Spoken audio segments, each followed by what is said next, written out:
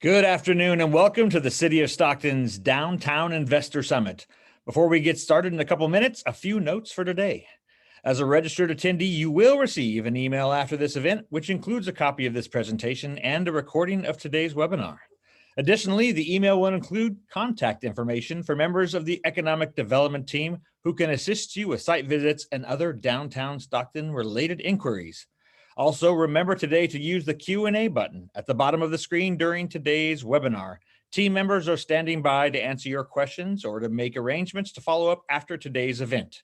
Again, thank you for attending the Downtown Stockton Investor Summit. Please enjoy this quick downtown overview video to kick off today's event.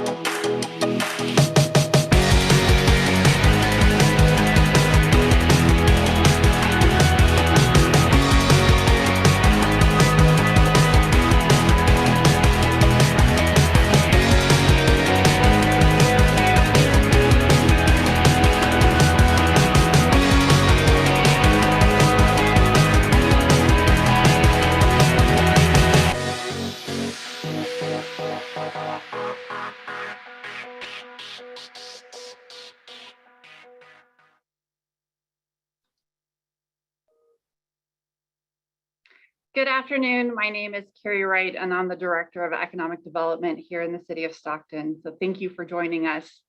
And a huge thanks to Visit Stockton, who helped us produce this 90-minute educational opportunity for you to hear all about the City of Stockton. Your time is very valuable, so we've kept it kind of short at 90 minutes. Our goal is to provide you information on tools and access to city leadership so that you can further do research and ask questions as you figure out whether you want to invest in Stockton, which I know you do. You'll hear today from the city manager, as well as fellow directors and our partners within the downtown core that have really put a lot of work into making the downtown a success. We are focused on the downtown core, so I want to go ahead and orient you to the actual downtown. There's two definitions. There's the core downtown, which is the dark purple, and that's bounded by West Park at the north and the Crosstown Freeway on the south. We're one of the few downtowns in the Central Valley, or only downtown in the Central Valley, that has a waterway that comes right into our downtown core. The greater downtown, which offers a lot of opportunities as well, is bounded by Harding at the north and Martin Luther King on the south. That has a lot of opportunities, but today we're going to focus on the downtown core. To kick off this afternoon's program, I'm pleased to introduce our city manager, Harry Black. He is a recognized champion of change and innovation who focuses on transforming organizations by applying best practices and outcome-based strategies. His extensive career includes leadership roles in both public and private sectors. He is a leader and pioneer in the development and implementation of performance management programs for cities, helping to optimize transparency, accountability, and overall performance. Harry has been with the city for just over a year, where he has led us through the many challenges of the pandemic and launched several key initiatives that are vital to the city's success in improving service delivery. City Manager Black, we are so happy to have you here with us, and I will now turn it over to you. Thank you, Carrie, and thank you to all of our guests for taking the time to learn more about Stockton.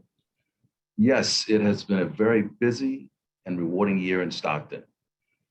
The city was quick to mobilize during the pandemic, providing small business grants, addressing the needs of businesses, distributing PPE.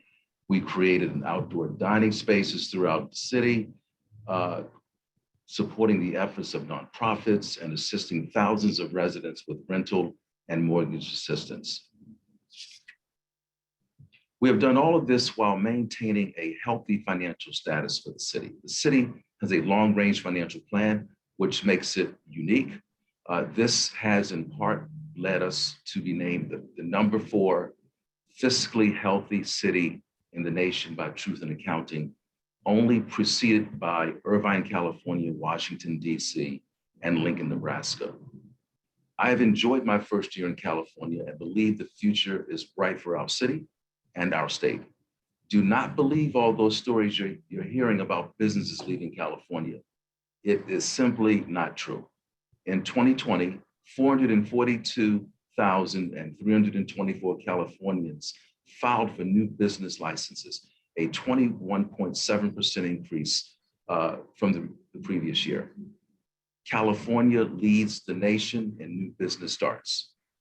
More than 50%, or $83 billion of the nation's venture capital funding went to California, much centered in the Bay Area, which is just merely 90 minutes away from Stockton.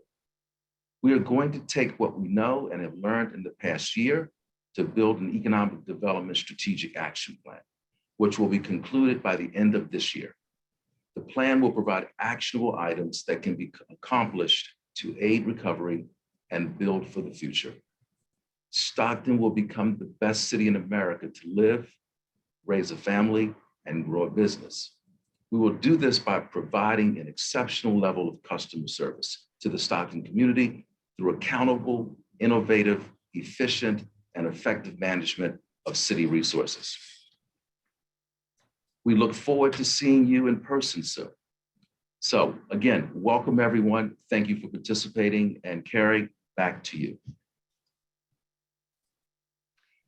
Thank you, City Manager Black. We're going to get started with just a quick overview on some demographics to start us off. The population of Stockton is just over 300,000. We anticipate that's going to go up with new census data coming out hopefully at the end of the year. Strong labor force with 142,000 and much wider regionally. The population by age, you see the graph there. We skew a little bit younger than a typical city of our size. And our median income is about 74,000. We have 3 higher ed institutions operating here in the city of Stockton. And you can see by major, there's a heavy emphasis on health science and biology, followed by business. And now I get to brag a little bit about our rankings here in Stockton. And these are always fun, right? When they come out and name you one thing or another. But realtors, in January, we were recognized as one of the hottest housing markets. We've been ranked #1 for most diverse city in America. And really, we are the future of American cities with the most diverse city, racially diverse city. We're #1 for our community college here in California, which is pretty outstanding. #4 in the nation. Delta College is well known for adapting to the needs of the community and providing great programming. It's a really good workforce partner. And recent data shows that we're looking like we're going to be #3 in growth for 2020, 2021. That's pretty spectacular given what was going on in the pandemic. So a lot of people moving into the area, a lot of demand on housing. As City Manager Black mentioned, number 4 most fiscally healthy city in the nation. And then we love that we're ranked number 10 for University of Pacific being most beautiful college campus. And they also are tuned into the community, really understand the needs. We like to grow our own here in Stockton. We love others to come into Stockton, but we're proud of UOP. A few awards, there's too many to name. Those are a few. And then we'll go on to our next slide to talk a little bit about housing data citywide. Housing is an important component all throughout California. The city of Stockton is average home value is around nearly 400,000. We've seen a huge increase, as many other cities have as well. Average rent, 1,300, average apartment size, nearly 800,000 square feet. Everything, cost of rising and demand is high. We don't have a huge vacancy rate. Again, a little bit of a crunch with all those people moving into San Joaquin County. We do have a program called the Stockton Economic Stimulus Plan, which does provide fee waivers for building market rate and affordable housing here in the city of Stockton. So I just want to share with you those numbers. Over 700 permits in just that program alone have been pulled for building permits. So we're seeing a lot of activity. In the downtown, average household size is 2.7. We have 1,300 units in 31 multifamily living spaces. And remember, that's just that core downtown. That's really the business district. When you look at the greater downtown, we're looking at about 8,000 households. And current occupancy for housing is 94%. And we'll be moving on to parking updates here, which everybody always loves to talk about. I can't tell you how many questions we answer about parking. We're having some new signage installed. More to come on that. We've planned $3 million in upgrades for the downtown area. So that's really great for businesses looking to relocate here, or frankly, current businesses who wanted those upgrades for quite some time. So the elevators are going to get a facelift and a redo. We're looking at a parking revenue control system. What does that really mean? It means a better customer experience and more access to those parking garages.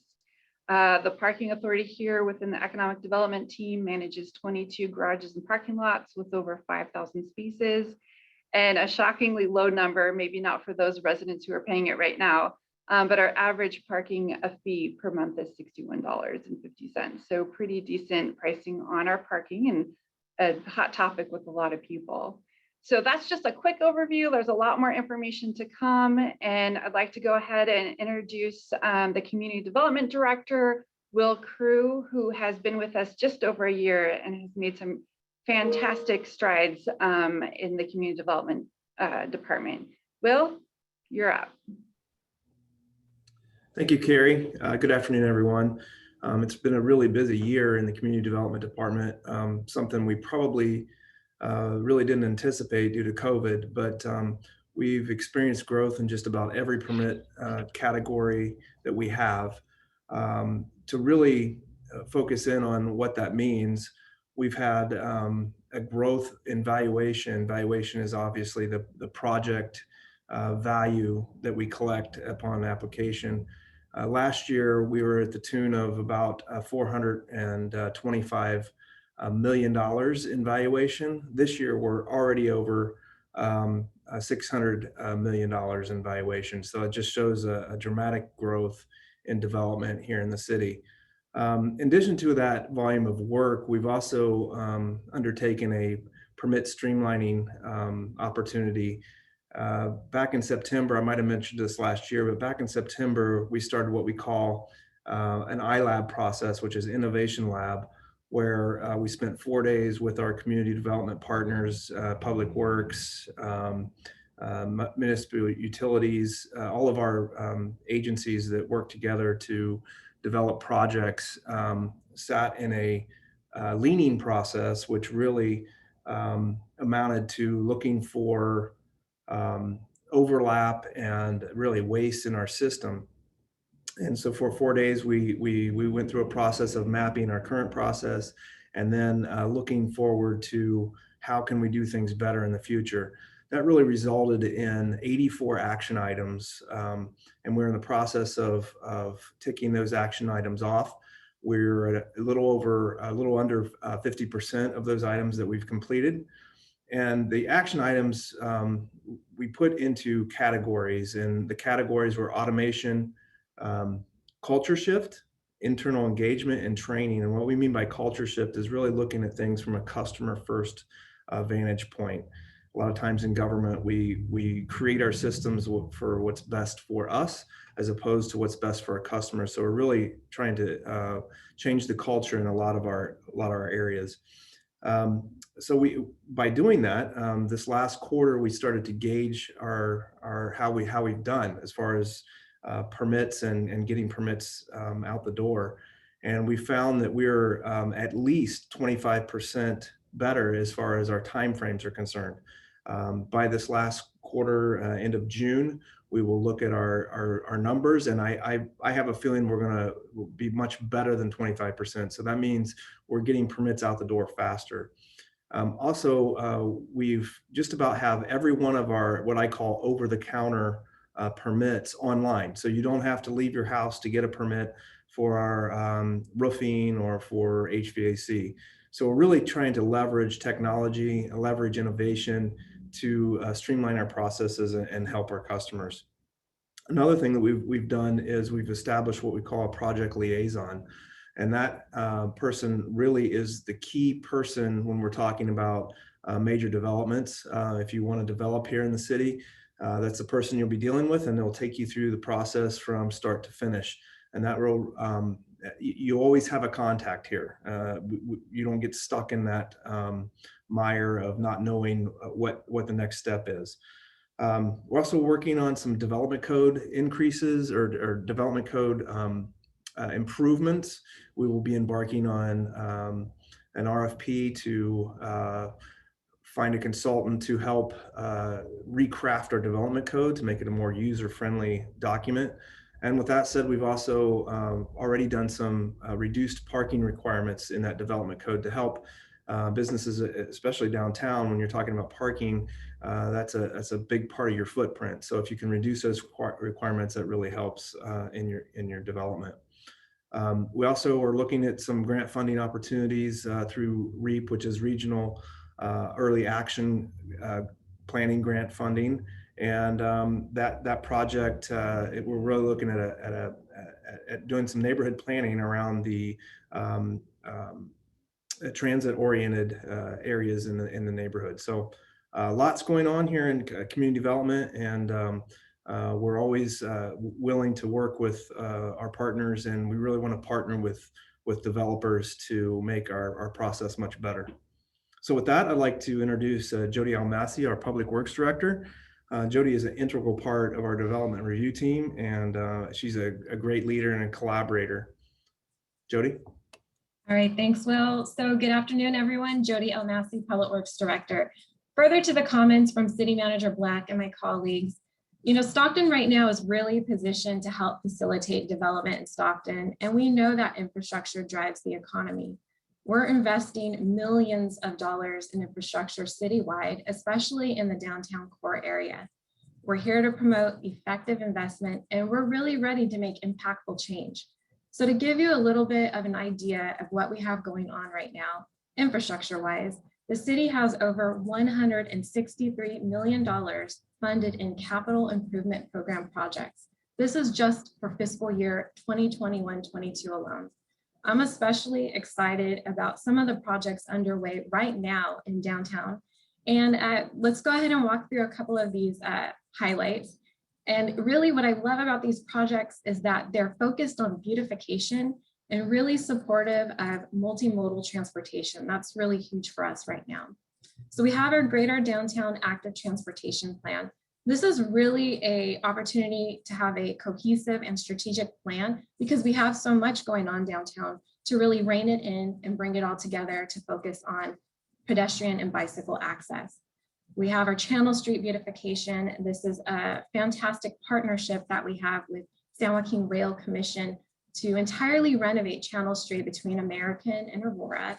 This is really to focus on pedestrian connections, tying in street amenities to the Cabral Rail Station, to San Joaquin Regional Transit, that's our bus service, our hub downtown, and then of course, all of the government buildings and entertainment districts. And we have California Street Road Diet. This is a two-phase project. We have a couple of miles. It's quite a stretch. It's between Alpine and 8th Street. And we are very close to advertising this project for construction bids. We're at 100% design completion. This is a road diet, which is a lane reduction from 4 to 2. We're installing bicycle amenities. We're doing sidewalks. We're doing paving. It's going to be truly transformative for this corridor. Grandview Village, this is another great example of partnering with private development, economic development, my partner, Director Crew, on supporting transit-oriented development. We also have Hunter Street Road Diet. This is another conversion, bringing a 4-lane roadway to 2 lanes. We're adding center turn lanes. We're doing bicycle amenities. And this is really to add a low-stress bicycle transportation mode into the downtown area. And then we have Main Street Complete Streets coming up. This is another great project that's in our early design phase, connecting Aurora Street to State Route 99. Again, focused on multimodal transportation and some beautification elements. And so next, I want to focus on our Minor Avenue Complete Streets. This project is currently in construction right now. This is a 9-block rehab of Minor Avenue. This is between Center Street and Aurora. And for us, Minor Avenue is such an important east-west corridor that really, again, connects the rail station, the Weber Point Event Center. And what we're doing here is we're reducing the vehicle lanes from 2 lanes to 1 lane in each direction. We have repaving of the roadway. We're adding bicycle amenities. We're doing brand new landscaping, adding medians. And then for us, we're adding a roundabout at San Joaquin and Minor Avenue. This project is scheduled to complete construction by the end of the calendar year. So we're really excited. I love that I can look out my window and see all the action going on. Another great project that's underway is New City Hall. So in 2018, City of Stockton purchased 2 buildings referred to as the Waterfront Towers. It's located on West Weber Avenue. So the intent is that we would be able to bring in city departments, city services, and council chambers and relocate everything to one centralized location. Right now, we're in our final design phase. We are doing a complete rehab of the 2 buildings. This includes everything. We're doing electrical, plumbing, HVAC, fire, elevators, interior wall framing, you name it, we're doing it. And right now we are scheduled to advertise for construction bids later this fall. And our intent is to be underway with construction by early 2022. And so on the slide deck, I'll share with you a couple of slides here in the upper right-hand corner. This is a rendering of our public services counter. This is bringing together our fire prevention, our permit center, our revenue services, and really creating a one-stop shop for customers. We also have in the bottom right-hand corner, this is a rendering of our council chambers. The intent here is that we're looking for a community space that has an inviting aesthetic and that is also comfortable. And then the top left, this is just a lobby of one of our many floors that serves as office buildings and also public conference rooms. So very, very exciting stuff. It's a great time to be part of all of these wonderful things going on right now. And so at this point, I'm going to turn it over to Neil Doran, Principal Geologist with Stantec. I want to say thank you for your time this afternoon.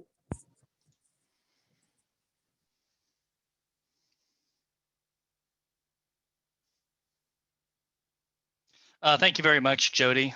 The city is the recipient of a $600,000 site revitalization and assessment grant.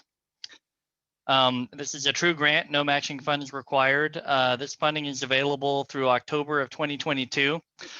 This grant was initially awarded for environmental assessment at city-owned sites, but it's also available for privately owned sites. Really, the primary use of the funding is for environmental site assessment. So we're talking about phase 1, phase 2 site assessment. Also can be used for cleanup planning, site-specific and area-wide reuse planning. Really, the goals for this grant are to stimulate redevelopment. We want developers to understand potential environmental liabilities at dormant sites, and really remove the stigma of potential contamination, and ultimately to promote productive reuse of inactive properties. So what sites are eligible? As I mentioned, the grant was obtained for publicly owned sites, can also be used for privately owned properties. Typically, grant funding is awarded to sites that are considered brownfields or underutilized sites that are believed to be contaminated. Sites that are not eligible are those that are targeted for any kind of state or federal enforcement action, or for which there's been a responsible party identified for cleanup. We've got a great website. Check us out, stocktonbrownfields.com. You can get more information on the program. We got a fantastic virtual tour of the waterfront area. We have our complete site inventory. And as we generate assessments, we will be posting findings to the website. So here's a map of the initial brownfields inventory for the city of Stockton waterfront and downtown area. Several of these sites are owned by the city, the successor agency to the former redevelopment agency. Assessment is complete or underway at 9 of these properties, and developers will be able to take a look at those findings very soon on the Brownfields website. And so with that, I will turn it over to Wes Rhea, the CEO for Visit Stockton. Awesome. Thank you, Neil. It's so great to see more programs available to reduce those barriers to development. Before I get started, I'm Wes Rhea, CEO of Visit Stockton. I just want to share a quick video with you, and then we'll talk more about quality of life.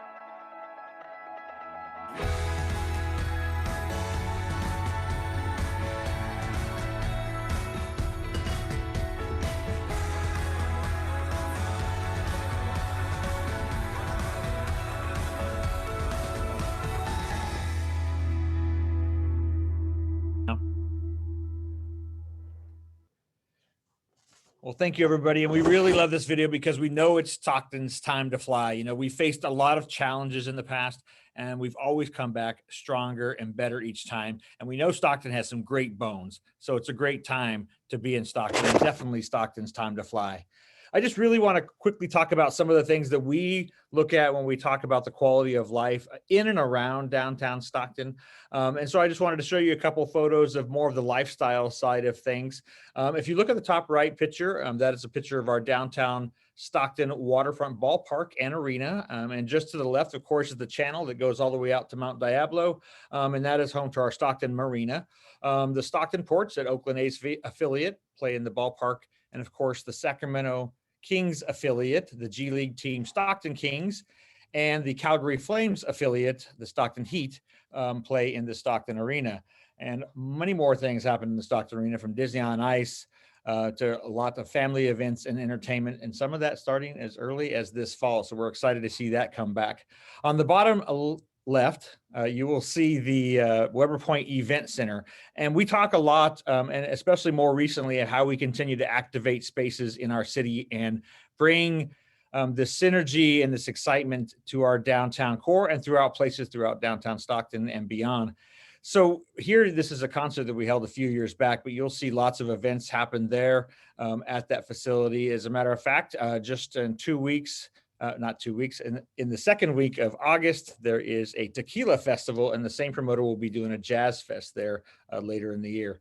And on the right is one of our favorite events in front of the historic Bob Hope Theater, which is also going to start hosting events again this fall, is Feast at the Fox, a farm-to-table dinner that is a fundraiser for San Joaquin Delta College culinary program, and it's a sellout event every year. And as you can see, it's a beautiful venue to host this amazing fundraiser.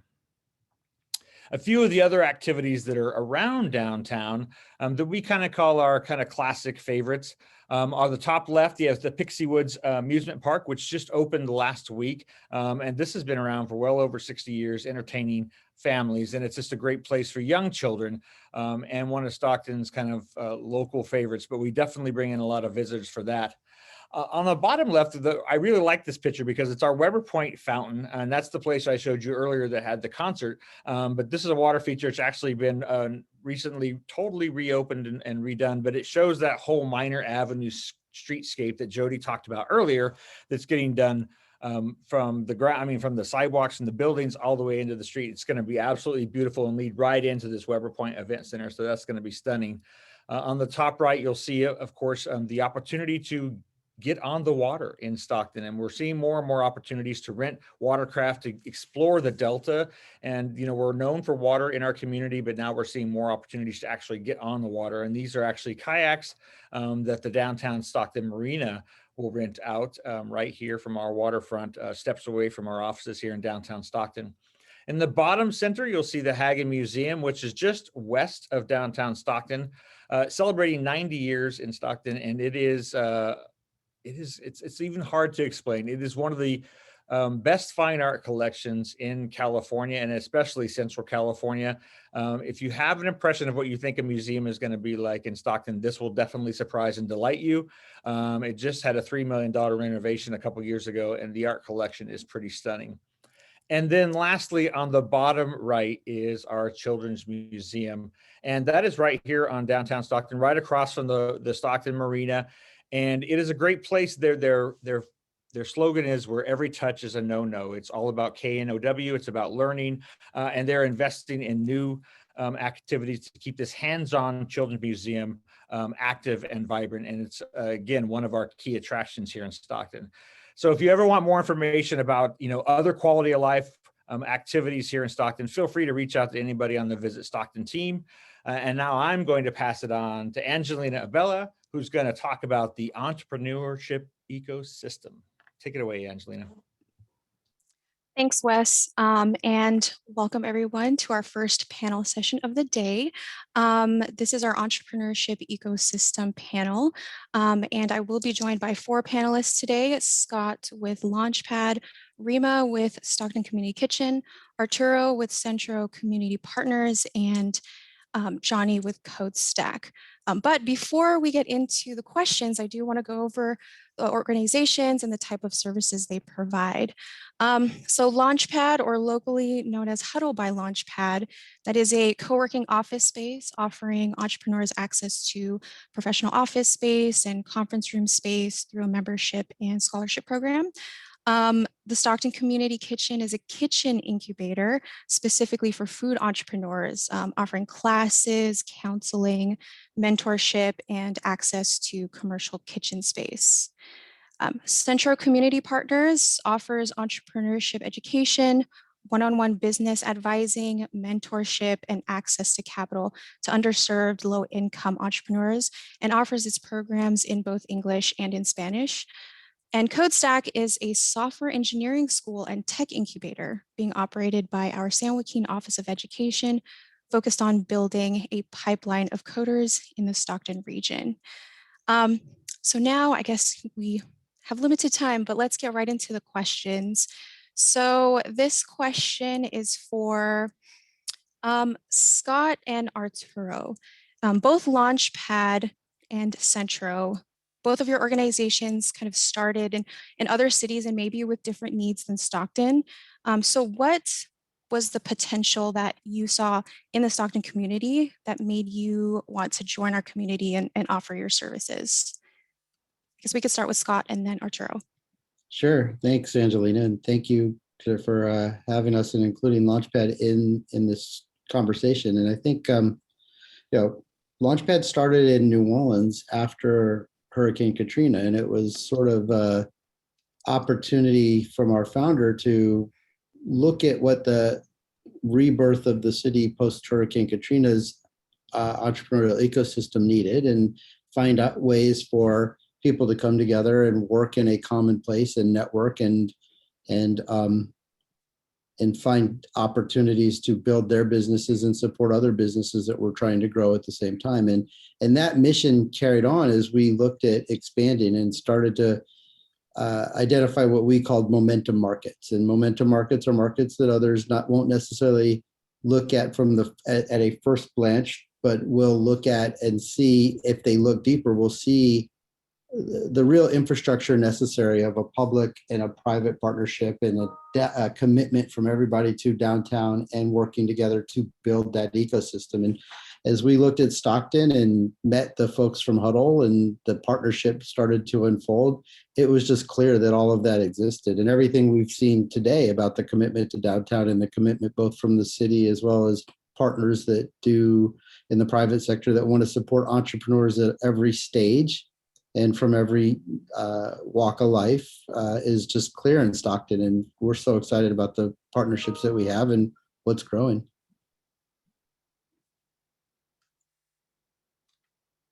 Awesome. Arturo?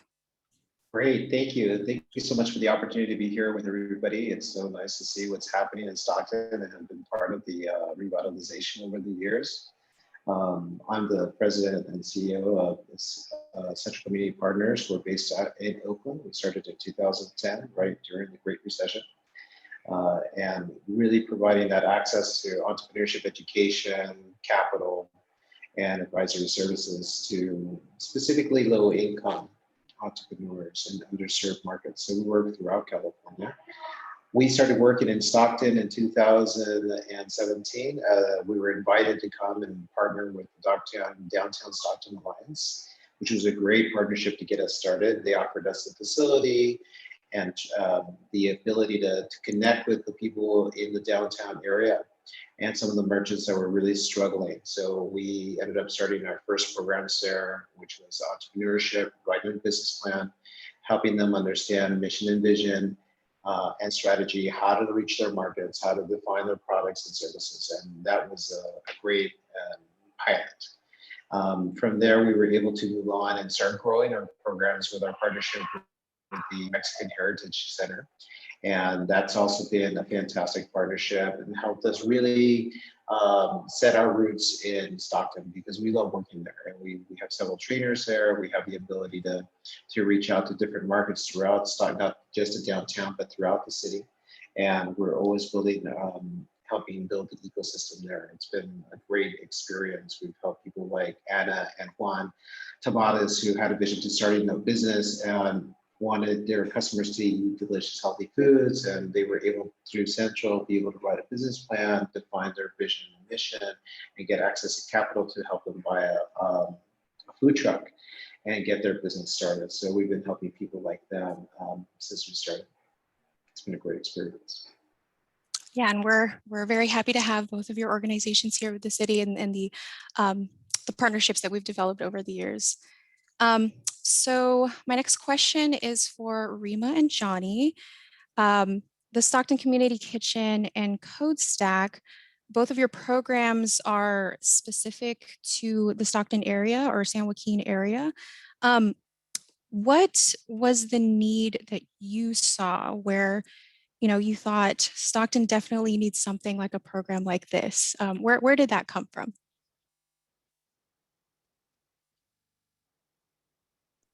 I could start from the code stack perspective. So Stockton's very fortunate to have the San Joaquin County Office of Education as kind of the education umbrella agency. The thing with the SJCOE is, I'll refer to it, is that they've always been very proactive in terms of career paths from cradle, or just paths for students in education from cradle to career. And we're really fortunate too, under Jay Musolimus, who's our current superintendent retiring, and Troy Brown, who is the incoming superintendent, that they have a strong passion for STEM education, science, technology, engineering, and mathematics. So we have a very proactive leadership team. We have a very proactive agency that is about educating the community and making sure that the jobs of the future, which are going to be the tech jobs, that our constituents, that our students and citizens in this area have a career path in that aspect. So we saw the need. And the other thing I would say too is, you know, there's a big need in tech, in particular coding, with a diverse workforce. And Stockton, according to a 2020 U.S. News World Report, is the most large diverse city in the nation. So we're really fortunate to have, you know, the population that we have and able to leverage that and provide the education and services they need to succeed in life. Rima? So hello, everybody. Thank you so much for having me. So we started the Stockton Community Kitchen because we saw the need of helping women that are great cooks and that they probably already sell with to friends and to churches, and but they sell illegally and they do not really know how to actually make money. So Stockton is the most diverse city in the country, and we do not see really all the flavors that can come from such a community. So we thought to give immigrants, mostly immigrants women, but not only immigrants women, also local women and men too. But our clients are mostly women. We want to give them the chance to learn how to run a business and make money and improve their life and improve the life of their families. This is what we are able to do because we have a beautiful large commercial kitchen, we have a beautiful available restaurant place, and we had all the tools to be able to have a program like that. So we saw the need and we are trying to fulfill it. And so far, we have already one of our entrepreneurs is opening her brick and mortar own store. Other entrepreneurs are cooking out of our kitchen, and we're using our kitchen as a ghost kitchen and having food delivered, and they really are achieving their dreams. They're learning how to, their cost of food, their management, their everything they need to know to be able to have a successful business other than just cook. It takes a lot more than that. So they're all fantastic cooks, but they need help in the other part of the business. And that's what we try to provide for them. Awesome. Yeah, I think Stockton, we're very fortunate to have organizations like all of yours, very diverse, you know, catering to entrepreneurs, you know, your traditional thought of entrepreneurs, tech entrepreneurs, food entrepreneurs. And so I think altogether we're kind of creating this entrepreneurship ecosystem that will benefit the community as a whole. This question is mainly, I guess, in regards to location, since you're all primarily located in downtown. So what kind of benefit is there to being located in downtown? Like, what kind of assets does the area provide to support your efforts? We can start with Arturo, Rima. Scott and Johnny? Sounds good. For us, it's been being able to really anchor ourselves and understand the community right in the downtown district. When we started, the downtown was still, there had been some struggles, and some of the business owners that we were working with through the Downtown Alliance were really looking to how to re-innovate their locations and how they can really kind of understand their financial situation a little bit better, what they could do to find new customers and leverage their downtown location. So that's how we really started. From there, we started sort of expanding through the library system, through the Mexican Heritage Center, some of the partnerships that we started making and alliances with other nonprofit organizations that really helped us sort of expand citywide. But the downtown offered a great location, safe, well lit. It allowed our participants to be coming to class after 6 o'clock and finishing at 9 o'clock. So people felt really comfortable. And the space was fantastic. It's a beautiful place downtown. Rima? So I realized that our location is really essential for our success. Being downtown, we are centrally located, and we are close to our partners, El Concilio, the Child Abuse Prevention Council, Committee for Family Foundation. We are close to them, they're close to us, and we're close for people to come to us. So that is really the benefit of being in downtown mostly. We have either parking right across from us. It's easy for our entrepreneurs to park there. We were lucky that we were able to have this place in downtown. It was really, our location helps a lot where we are. Yeah, I would agree with both Arturo and Rima. Downtown Stockton is accessible and inviting, and it we inherited the downtown location in our partnership with Huddle, but we're expanding to the first floor storefront where we'll be able to offer a entrepreneurial center that's even more open to the community for drop-ins and stop-bys and more networking and events and so on. And the mission of Launchpad is to provide that networking opportunity for businesses to work together who are members of Launchpad, but also for the overall community to have access to the events that we do, to the work that our foundation does to support entrepreneurs who, through scholarships, we have a great partnership, as you know, Angelina, with the city to provide scholarships to entrepreneurs from Stockton.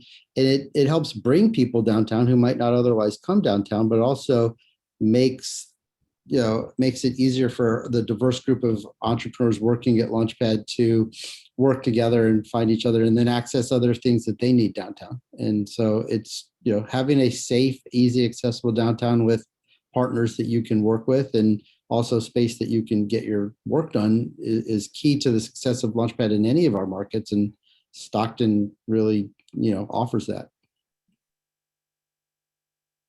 I would say, first of all, I was born and raised in Stockton, and so I'm just super excited about the trajectory of downtown and where it's headed, and all the future development that's coming down the pipes. I think it's more an attractive piece for CodeStack to be located down there. Every tech city that I visit or go to, they have tech resources, and consistently those are located in an urban setting downtown. So it's only natural that be the future home for CodeStack. And we actually already have a presence there through our relationship with Launchpad. So in 2019, we launched CodeStack Meetups, which was a meetup that we had bi-month or bi-weekly downtown right at their offices before they expanded down to the first floor, which we're really excited about. And I know they have a soft opening coming up.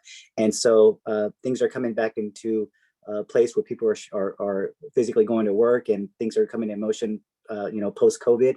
And so we're super excited to bring those back downtown, and we're going to have those bi-weekly again. And we've really seen that group grow from like 20 to over 300. The first opening that we had 72 people either coding as a job or wanting to learn about coding or in school for coding from all over Stockton, from different agencies. And we got to network with them and meet with them and learn from each other for the first time. So it was a really productive setting. And I think what complements too the relationship that we have with Launchpad is that, and I think that's going to evolve over time too, very soon, not just the downtown presence, but also how we nurture, entrepreneurship. From a tech sector, we provide support for our students while they're in school, when they're done with school. We want them to succeed. And Stockton's one of those places where, there's the opportunities are there, and they're going to have the support they need through the internship and entrepreneur programs that even Launchpad offers. And collectively, I think we have, a great solution for bringing future entrepreneurs.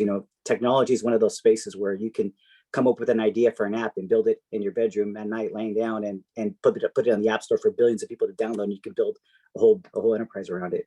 And so it's really exciting. And we want to provide support, not just from the technical aspect, but also from the business development side as well. So we're excited to see what the future holds. And now we had 3 seasons of CodeStack, and we have a lot of people doing passion projects coming out of that, and doing side projects and freelance work. So it's really, I'd be excited where this is going.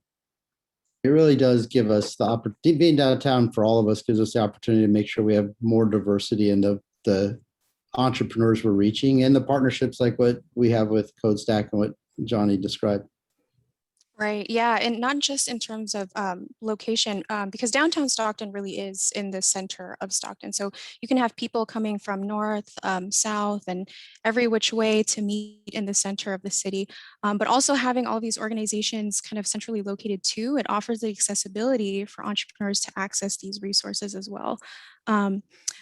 So my last question, we have a couple minutes left. So if you all quickly could just share, if we were to have this panel next year, we were to invite you all back here, what is something that you would hope to update us with? Like, what would you hope to have accomplished within the next year in Stockton?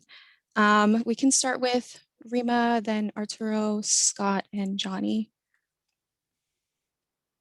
Well, I hope to have many women opening their own business and being successful at it. That's my hope. In 1 year, we'll have many of those women on the way. Wow, Rima and I have the same goal. That's fantastic. Good thing I went first. Yeah, no. We have a goal of about 100 women being well-trained and well-capitalized to start their ventures in Stockton. That's our goal for the year. Great question. I think, personally, my goal is to be able to be there in person to do this instead of on Zoom, and have all of us together so we can do some of the networking we're talking about and get to learn from each other. We have, with the generosity of the city, started our first cohort of scholarships of entrepreneurs in Launchpad. And I would love to be able to come back next year and talk about some of the successes and lessons that we've learned from bringing entrepreneurs who, but for the scholarships, couldn't have been participating in the Launchpad experience, and talk about how they've grown their businesses, and then also talk about some of the other businesses that are successful and how these partnerships have continued to help downtown grow and more entrepreneurs see Stockton as a place to locate their businesses. I see Stockton having right now the perfect formula and the perfect ecosystem for it to be the next tech hub. I really think, we're just over the hill from Silicon Valley. We're teaching the stuff, we're teaching the most advanced stuff, not just in our academy, but through our K-12 education, computer science curriculum.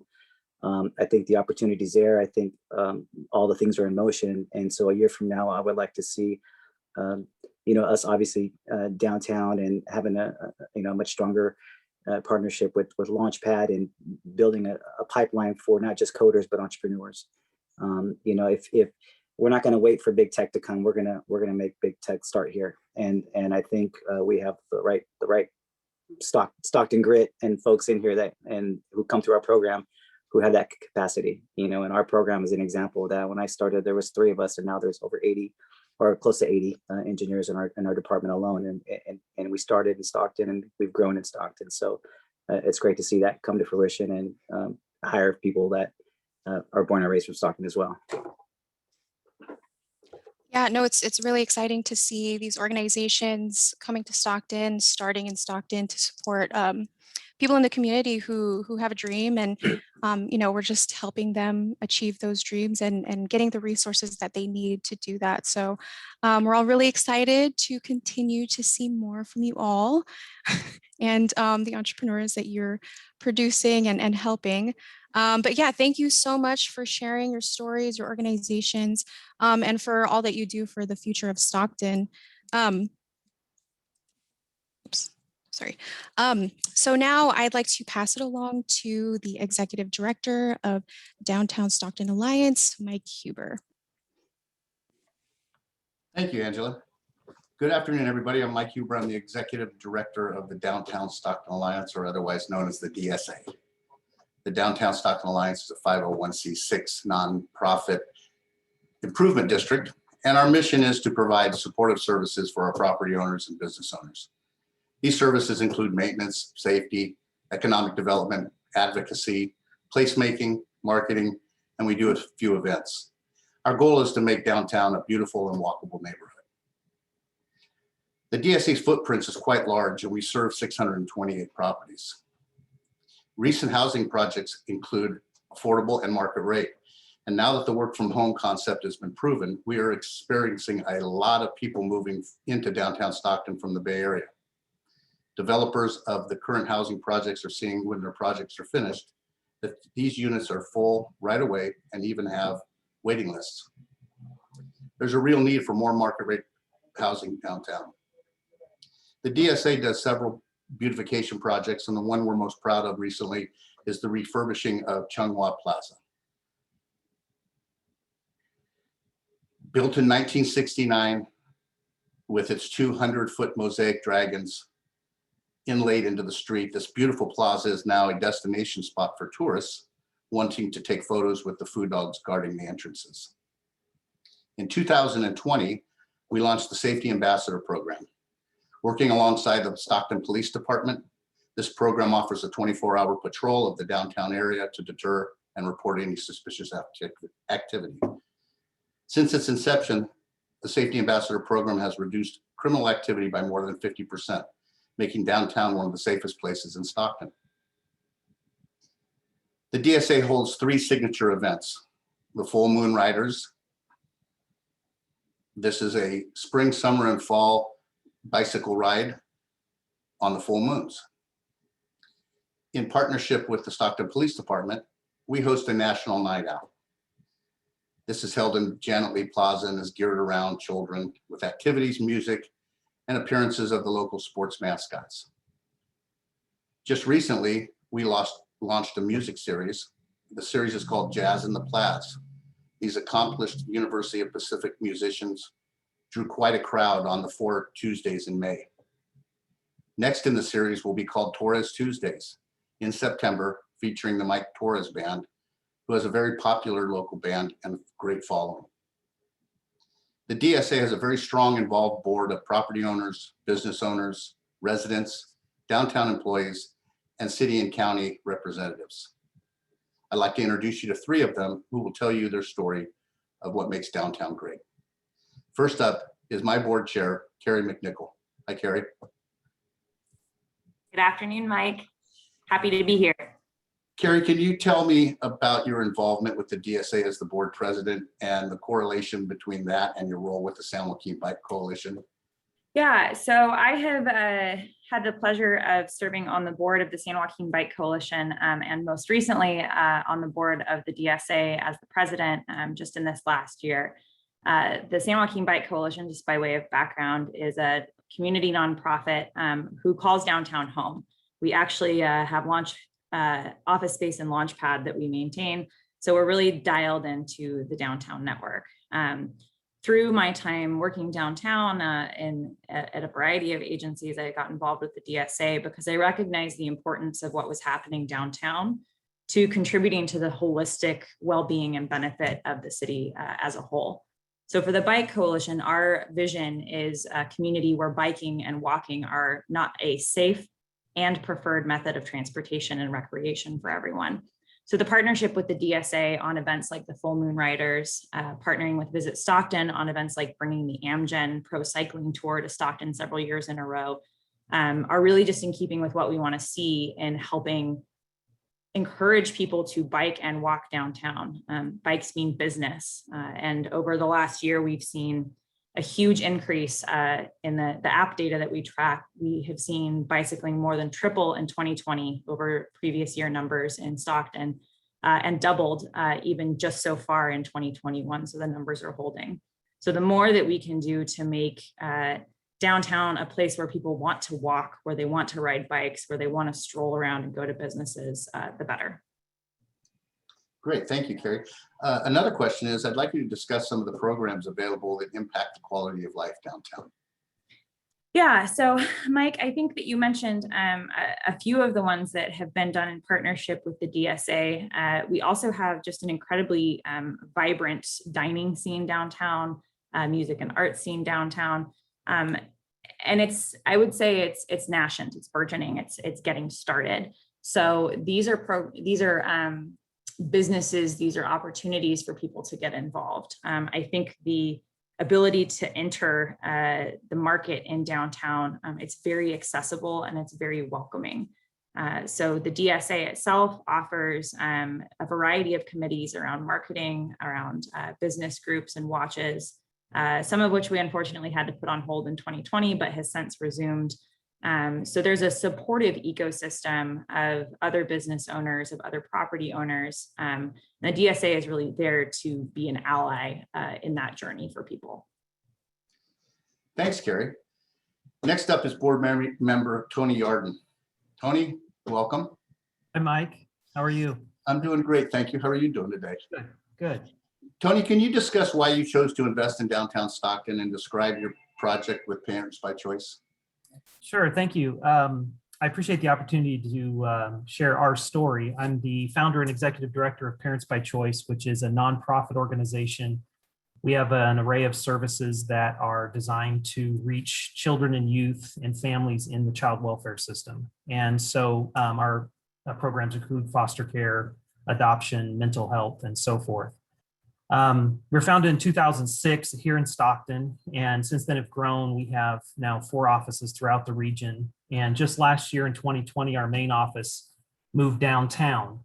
And so my first experience with downtown was as a 20-year-old here in Stockton. I had a job at a bank. It was my first job that I wore a tie to, and I was really excited about the life of the downtown community. And I used to get out and walk the streets and go into the buildings on my lunch break. And one of the buildings that I would go to frequently was a block away. It was at 306 East Main, and it was a mix of retail, office space, huge building with a beautiful atrium roof. And I would walk in and look around and just think what a beautiful building it was. And I remember saying to myself, wouldn't it be great if somebody would do something really special with this building?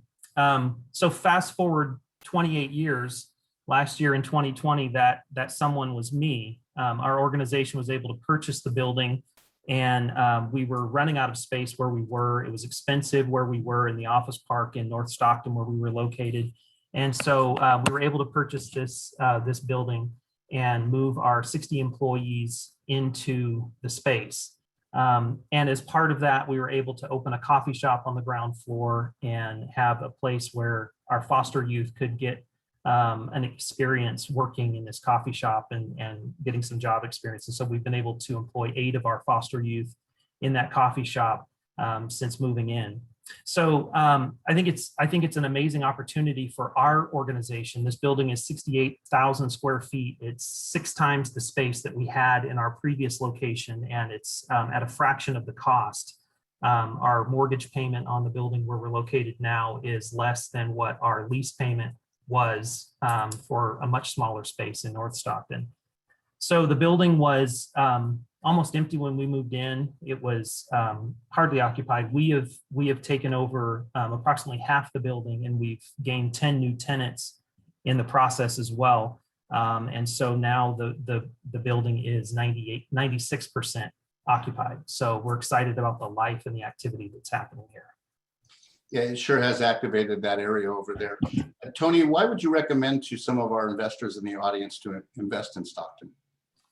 Well, I think that downtown Stockton is the heart of the community. I think it's the economic hub. It's certainly the hub of government agencies and services that are being provided here. I feel that our organization has certainly taken a step up in awareness in terms of the community being aware of us by being downtown. We bump into people all the time who are influential in Stockton, and it's given us an opportunity to connect with folks. I think the energy of downtown, the architecture, just the vibe that you feel when you're out on the street is just a wonderful place to be. I'm outside more than I've ever been, walking the streets, finding a new place to eat, a new place to experience, and it's just been a wonderful opportunity. So I'd invite anybody who's watching, reach out to us. I'd love to give you a tour of our corner of downtown. It'd be a lot of fun.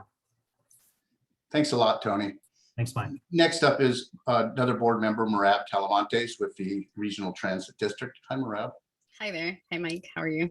I'm great. Thank you. How are you today? Good, good. Hey, can you discuss your role with the Transit District and your role as a DSA board member? Yes, I'd be happy to.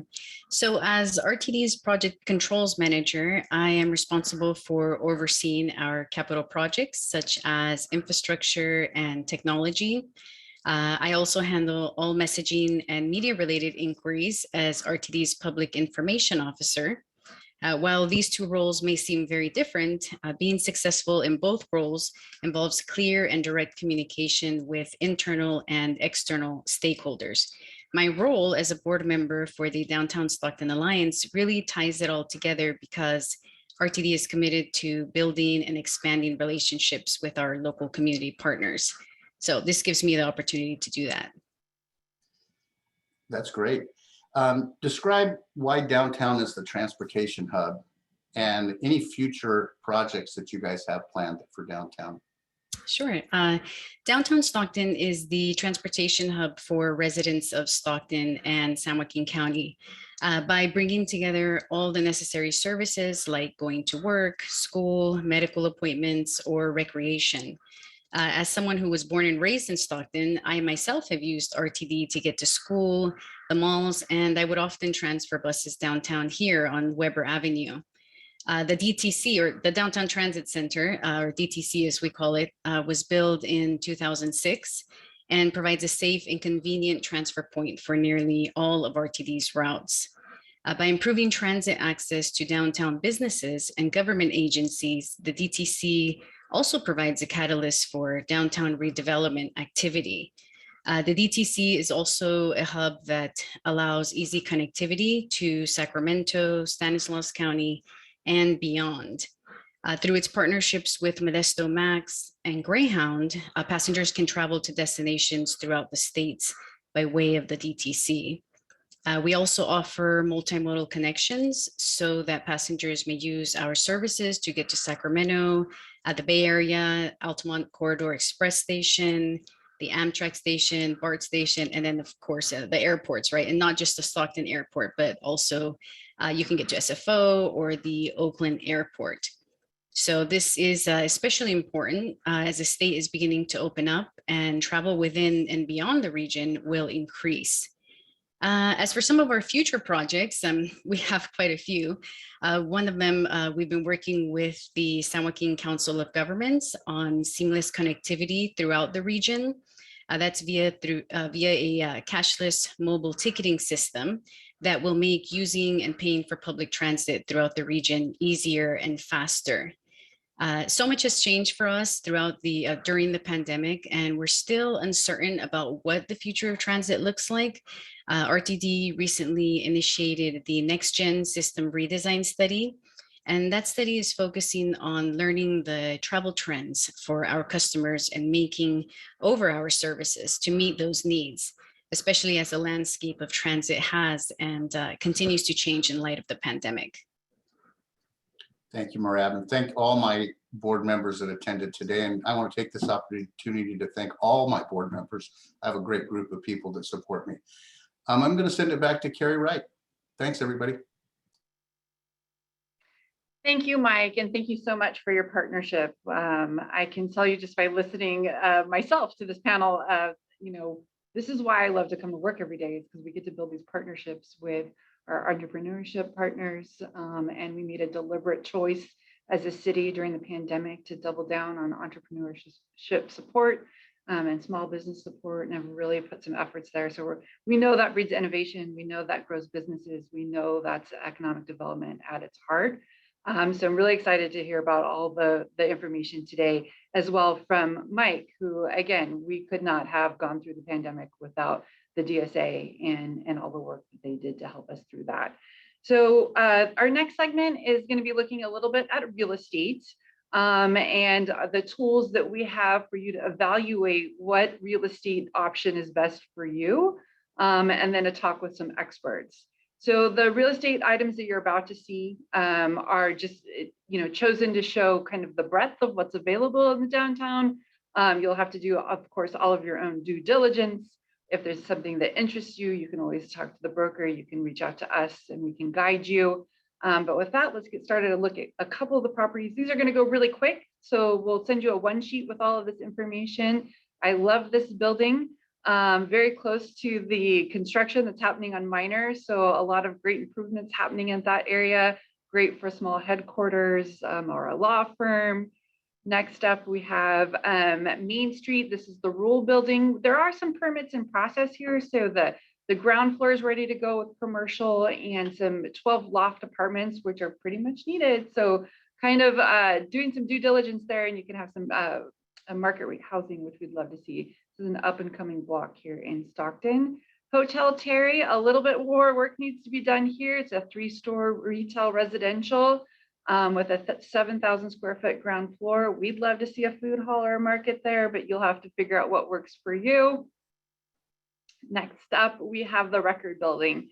Pretty large facility, and you'll have to check and see where it is status-wise, because I know there was a lot of interest in this building, but that's 38,000 square feet, warehouse, including 5,000 square feet of office space, a very dynamic property.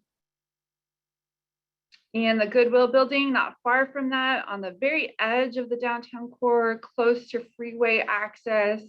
A lot of options here. Again, would want some interest already in that building and things underway, but want you to take a look at that if you're interested, because I know there's partnerships available and some great things happening.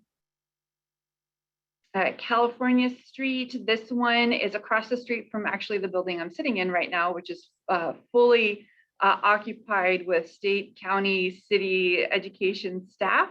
So a great location across from the public parking garage. That's 19,000 square feet. And Hunter Square Plaza, 5,000 square feet, ready for remodel, leveraging the heavy traffic at the heart of downtown.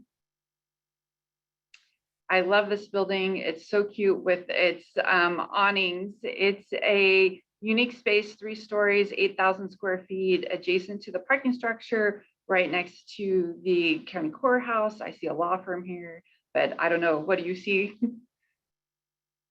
And downtown properties for lease. So we have a couple of those. One is our very own arena garage. We have a parking garage that's right next to the arena, which Wes showed you where that was. This is not quite ready in the sense that a lot of work needs to be done, but if you're interested in this property, come talk to city staff. It's 15,000 square feet. And Court Towers, which I'm literally looking at to my left outside, is a beautiful building.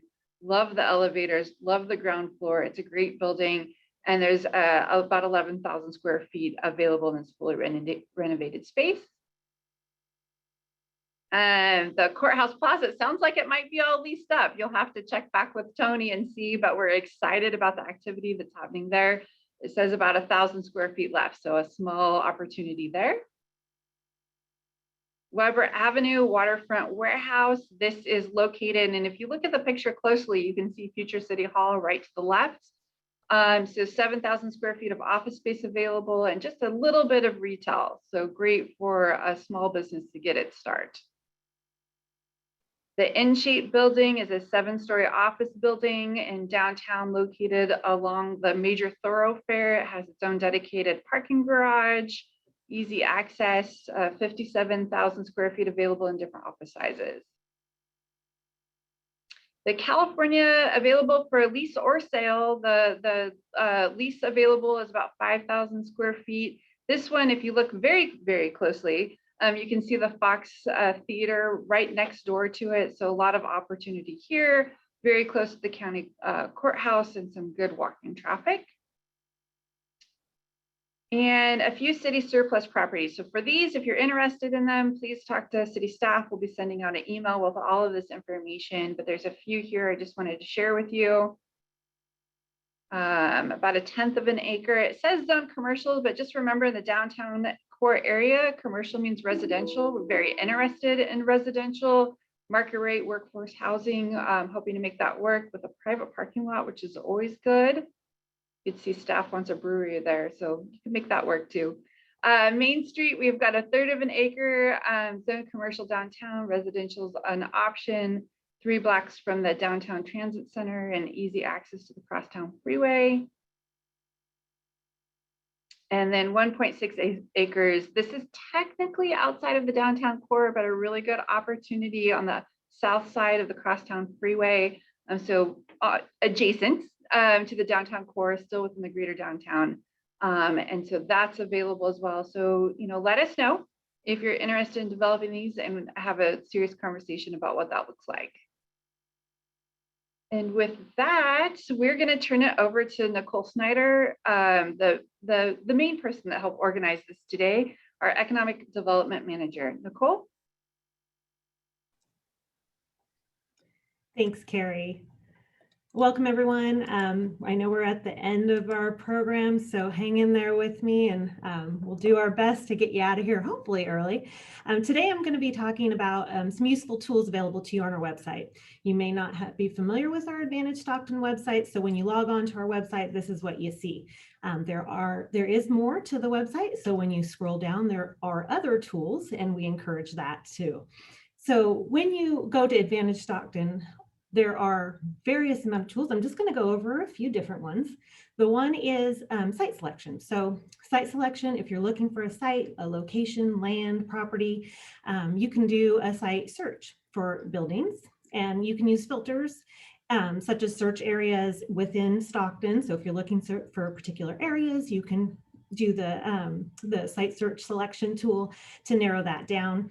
And then if you're looking for certain sizes, you can put square footage, acreage. If it's for sale or lease, you're looking for that. All of those things are filters that you can put in, and the properties, once you find the properties that you're looking for, they may include virtual tours, pictures, 3D rotation views. And then from that, you can also create reports, which will then create you a PDF that you can use at your leisure. We welcome brokers and property owners to contact us to list their properties on Advantage Stockton free of charge. GIS Data is data tools that has comprehensive information within our website to assist new, expanding, and relocating businesses. This will find their best location for success within our region. The businesses button will help you explore industry clusters to analyze the data directly in the tool. You can sort through various criteria and specific data within the reports and generate share links to these reports where you can share them out via email. The compare button is a kind of cool button that you can compare other communities. So it's a comparison tool to compare other cities or counties across the state, and it'll provide you charts on workforce items such as total employees, total businesses, establishments by size, demographics like population, average income, education, and also like consumer expenditures such as entertainment, food, beverage, retail. This will provide a chart that you can clearly see how Stockton compares to other cities or counties. Also have a talent button, which will show research and analyze and map this data in the city by degrees by program. So for instance, if you're looking to find the number of degrees, let's say in engineering for Stockton, it would provide the breakdown of all the engineering programs and the number and types of degrees received for that category that you select. So the number of associate's degrees, bachelor's degrees, master's degrees, so forth. The next slide shows you some of the demographics that you can pull. So I've talked about demographics that you can pull. This is just an example in a graphic of what you see. So there's hundreds of variables that you can put into Advantage Stockton to get these charts. This is just one of them to show how clear and colorful they are. You can analyze these charts. You visualize the data to provide you heat maps for some of the variables that you put in, and then you can export the results and then show them in another PDF, however you want to share them out. The newest tool that we have is the Size Up platform. Really excited about this new platform. Basically, you can find out how your business measures up to your competition. It's a free platform and all the tools on Advantage Stockton are free. So it's a free platform for anyone to use, and oftentimes the businesses find this useful and information they can't find in other places. Basically, it's a market analysis tool to help you make the data-driven decisions about your businesses. So in addition to the items that you see here on the slide, other examples could include items like finding the average revenue for businesses your size, the average salaries, average turnover rates, and if you have specific target demographics, you can see where the majority of that demographic is with heat maps. Some of the additional resources on our Advantage Stockton site, like I said, when you log in, you're going to see that first slide. If you scroll down, you're going to see this. So there's 8 different tabs here that will take you to different websites and different resources. Resources such as, like we've already talked about, the Brownfields website, opportunity zones, the bid portal. Bid portal has our bid flash website that the city of Stockton has to list all of our requests for proposals. So anything that's outstanding and open, you can search those in that link. Items like starting a business, it'll link you to that, resources and our incentive programs. And then at the top of our website, you'll have a button that you can hit for our community profile, which is actually a physical copy you can obtain in our office, but a PDF that you can see electronically on our website. And then sign up for our newsletter is another button up there that you enter your email. We have a quarterly newsletter that we publish. Happy to have you on that list and any other future communications you'll receive. Next, we have incentive resources and assistance, and I'll go over a few of those that are available to you and briefly just discuss them. Downtown Stockton Financial Incentive Program, that's available to reduce and eliminate the cost of building permits and certain public facility fees for the rehab or reuse of the vacant buildings in downtown Stockton. Public facility fee reductions or exemption programs. So there's quite a few programs here. There's a 50% reduction in certain PFF fees for non-residential developments. We have, as Carrie mentioned, the Stockton Economic Stimulus Plan, we like to call SES. It provides a fee reduction for PFFs for both single family and multifamily residential projects based on the certain criteria. And then we have an exemption for PFFs provided for new residential development in the greater downtown Stockton area for certain PFFs. We also have a fee deferral program. We have a short-term and a long-term program, which allows the developers to defer some of their PFFs for commercial industrial developments. The long-term program will allow them to defer their fees, but they do require a 10% down. And the deferred fees can be paid back within 5 to 10 years plus interest. The short-term program can allow the non-residential projects to defer fees until the construction has been completed with final certificate of occupancy received, or 2 years from the permit date, whichever those come first. The Downtown Infrastructure Infill Incentive Program, which is always a mouthful for me, is for eligible parties interested in developing new market rate residential, commercial, or mixed use projects in downtown Stockton. And then one of the ones that's been around forever is our commercial facade program, and that assists commercial property owners in eligible areas to make exterior cosmetic improvements to their properties with forgivable loans. Some of the assistance provided is our economic review committee meetings. This is where we have high-level city staff that can provide useful feedback and requirements on a project. So our meetings are typically held on Thursday mornings, and our office here coordinates those meetings, and then we can act as a liaison too during the entirety of your project. Development fee estimates are another option. If you have a project going forward, the Community Development Department has a very quick and easy application that you can fill out, and they'll provide free fee estimates on any of your potential projects. One of the items I don't have listed here is our entrepreneurship NOFA. I'd like to mention really quickly, we did release our entrepreneurship NOFA, which is the Notice of Funding Available. It was released on June 3rd, and the city will grant up to $435,000 to local entrepreneurs and organizations. Our deadline is July 15th for that program, and the website has more details. All applications this year are going to be collected online through our neighborly portal, and everything, all those details are on our website. So with that, I think I've talked fast enough to maintain our time. We will like to transition it to our final interview of the day. Final interview of the day will focus on real estate climate and trends in downtown Stockton. So I would like to introduce Mihaela Burns. She's a senior broker with Court Companies who primarily works in the downtown area. So Mihaela, welcome. Thank you, Nicole. And I'd like to just briefly, let's learn a little bit about you. Tell me about yourself. All right, well, I've been with Court Companies in downtown Stockton for the past almost 26 years now. So you can tell I am a fan of downtown.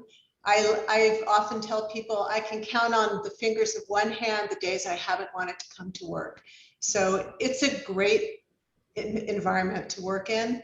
Court Companies is a real estate company. It's a investor, a developer. Their specialty is historic properties, preserving and reusing our historic inventory. So I am the broker for the company. We have a residential wing, but my specialty is commercial real estate and sales, and I specialize in historic properties in downtown Stockton. Perfect. That's why we have you here. So we have just a couple questions for you. My first question would be, what has the last year been like for downtown Stockton real estate in particular? So, okay, 2020, downtown Stockton, we've had some pushes and recessions and pushes, and every year I think this is the year it's going to happen.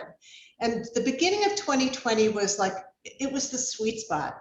The rents were going up, the prices were everywhere else around Stockton were out of control. So Stockton was really in the sweet spot for development. And then COVID hit. And I thought, all right, well, there goes 2020. But the weird thing is, starting around June, July, the phones started ringing, the investors were back, there was pressure even while COVID was going on for leasing and sales. So 2020 ended up being a very good year, actually much better than 2019 in terms of investor interest. And then 2021, the first quarter of 2021, I've never seen anything like it. It's the best quarter we've ever had, with huge properties now, people coming in, taking a look and going, okay, so when someone is willing to pay $5 million for a property, it shows that they have a lot of confidence in downtown Stockton. So that's the difference in what we're seeing. We used to have investors coming and simply buying on price because it was the low-hanging fruit. And they would buy it and think, well, I'll hold it. I don't need to do anything special with it. But now the investors that we're seeing, they want to value add. They want to see their money invested in something that improves the property and improves their income. Got it. Okay, our next question. It's a two-part question. Are you getting a sense of the type of investor, and are you finding they are looking to develop, or are they looking for investment opportunities? I think the majority of investors that are looking at downtown Stockton, first of all, they seem to be all from out of the area. Our local our local residents still don't look to downtown Stockton as a place to invest, but people from San Francisco, especially the Bay Area, Sacramento, Roseville, Los Angeles, even as far as Florida, they're looking at Stockton. The group that came from Los Angeles, I asked them why they were here in downtown Stockton looking at property. And they said, we buy property all over the country, and all the indicators that we look at show Stockton as the next market to hit big. And they ended up buying 2 very large properties in downtown Stockton, and they've done very well with them. So I think that the people that are buying now, the properties that are available now, they are value add properties. And the big opportunity right now is for residential, because we are totally underserved for residential of all types. In fact, I think the Stockton Lodi market was the highest median price increase in the country. Since 2017, it increased 51%. So the prices are going up. It's starting to pencil out for them. The cost of renovating and turning these rehab projects into residential lofts and live work lofts is now penciling out because the rents have come up high enough. So the live work, the Bear Paw Shoe Company, when they purchased a couple of properties, they turned that Trustaway building into 12 live work lofts. They rented up immediately. It's now going into year 2, and all of those 12 loft apartments are still full. So they've all renewed now, and they're obviously very happy living there. So there's a lot of underutilized and vacant properties that are perfect for residential conversion. The market rate loft conversion, the live work model, those are 2 models that are very, very popular. If you build it, we can fill it immediately. There's a waiting list for all of that type of property. So that really is, I would say, at least 75% of the investors that we get looking for property are looking for some type of residential conversion. Great. Thanks, Mihaela. That's all I have. And I agree with you. I do hear that a lot, that people are saying Stockton's the next big thing. So I like to hear that as a born and raised resident here. I like to hear that. So thank you, Mihaela. All right, me too. Thanks, Nicole. And I'm going to send it back over to Carrie to final out. Carrie? Okay, I'm going to steal 1 more minute of your time. We had too much fun with our alliteration. There's going to be a meeting with coffee with Carrie Wright and Will Crew. So if you're planning on a trip to Stockton, you want to learn more, you want to meet with city leadership, July 20th is the day to do that, 8 to 12 at a locally owned Trail Coffee Roasters. So we'll get you more information in the email. I want to thank you all for attending. You'll be sent information so you can do all the follow-up you need. I know you have more questions. For those we didn't get to in the Q&A, we'll follow up with you. So thank you so much for joining us here today and learning more about Stockton.